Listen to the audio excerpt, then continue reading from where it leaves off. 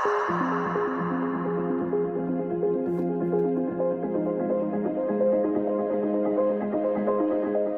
everyone and welcome back to the channel. In this video we are going to quickly review the new FedRAMP test case for Rev 5 used by the 3PAO or the third party assessment organization control assessors. We will review the changes and modification to the test case template as compared to the Rev 4 test case.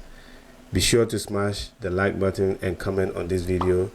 Thank you and let's get started. Alright, so first we're going to navigate to the FedRAMP marketplace. Go to the resources, documents and templates, and we're going to quickly search for test case. Alright, so we see that we have the FedRAMP moderate security test case here, and we also have the low security test case and the high security test case. Alright, for the sake of this purpose, let's download the moderate test case. We can use any of the test cases anyway, but let's just use the first one here. So we download that.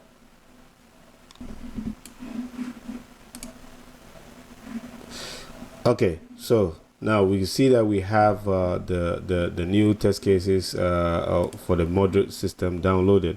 Alright, so now let's quickly review what changes have been made in this document and so on and so forth. So the first tab here is the instruction tab. Alright, so when you look at this tab, we have the instruction. We have the overview, the system tab, and we have control summary tab, the family tabs, that's the control family tabs, and so on and so forth here on this. This is just an instruction. Now the records of changes, because this is a new template that was developed for Rev 5 baseline. You notice that it was actually created in 2023 June 30th, right, and a version 2.0. so the only records of change is just the creation date or updated to reflect the Rev 5 baseline. Okay, now the system. So here, whatever system you are assessing goes in here, right? So if we are say assessing a system called Dynamo, it goes in here. The acronym for the system will be, so if this is a Dynamo system, we're gonna have the acronym for the Dynamo to be maybe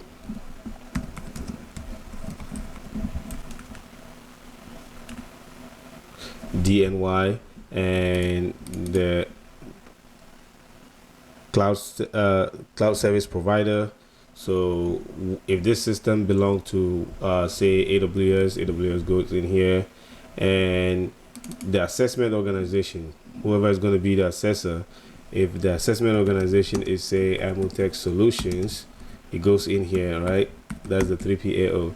And the categorization is obviously moderate because we downloaded a moderate baseline, right? So as you go, this section here will be auto-populated as you test the controls, because there are inbuilt formulas in this test case.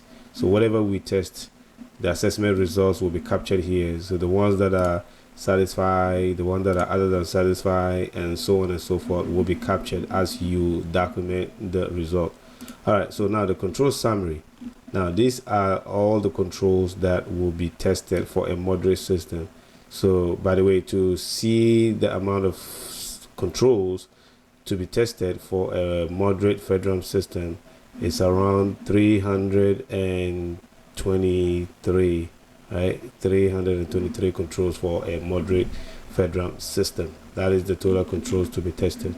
All right, now when you go to the first family, which is the access control, now here we notice that we have the policy and procedures, for the -1 controls for the access control, and then we also have the account management AC2.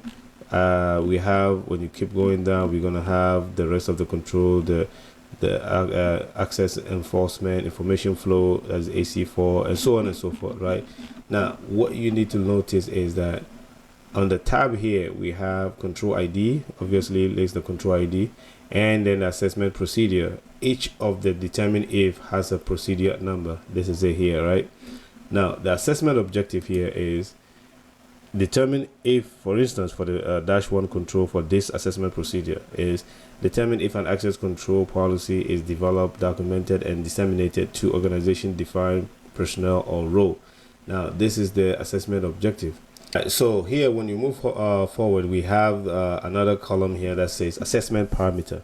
So the assessment parameter here is it refers to a specific criteria or measure used to evaluate and verify that the security controls or the security control determine if that we are looking for or we are assessing actually meets the security requirement and is in compliance to the FedRAMP requirement. Now, we also hear the next column here is talking about the additional FedRAMP requirement or the guidance. So not all the controls will have any additional FedRAMP requirement, but when you go down, you notice that there are some few controls that have some additional FedRAMP requirement. So as an assessor, you have to read this control FedRAMP requirement or additional FedRAMP requirement and guidance whenever you are testing a specific control that has these additional requirement. If not, you just test it based on the assessment objective and look for the specific parameter to make sure that you are looking for the specific criteria that will make the control compliant. Now, moving on here, we also have the test method. So in the test method, this will tell you exactly what you're going to be, how you're going to assess the control. So if you have an examine and interview, so meaning you're going to examine the documentation that are going to be provided to you, and you also have to interview personnel, right, for you to better understand how they have the document, what they have in the document, I should say, right? So these are the two test methods for the first control.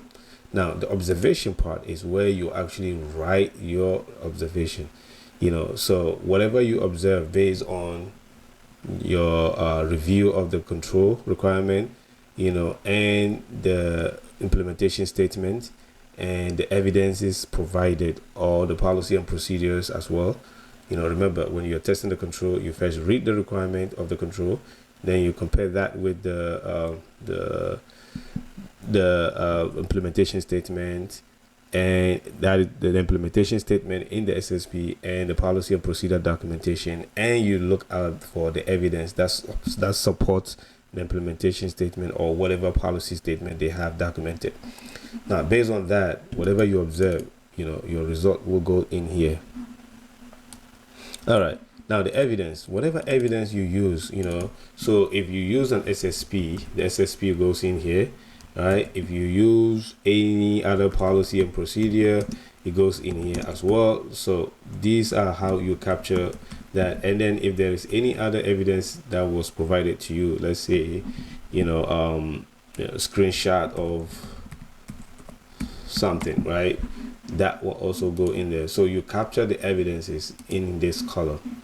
If there is a specific numbering system like PBC number 12 and so on and so forth, you have to capture that in there as well, so that whoever is reviewing your assessment will look for the exact PVC number that you're looking for you to come up with this assessment result, right? So that it will be easier for them when they're reviewing it. And by the way, PVC stands for provided by the client. All right. Now, the next one here will be the assessment result. What is your opinion? What is your verdict on the assessment? Is it satisfied, not satisfied, and so on and so forth? So when you click on this little arrow here, you first click on the box to go to the little arrow.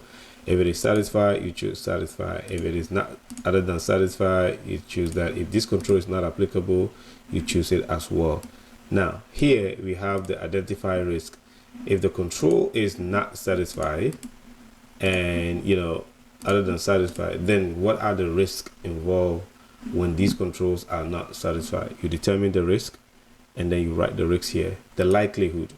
Now, what is the likelihood that this risk is gonna occur, or is gonna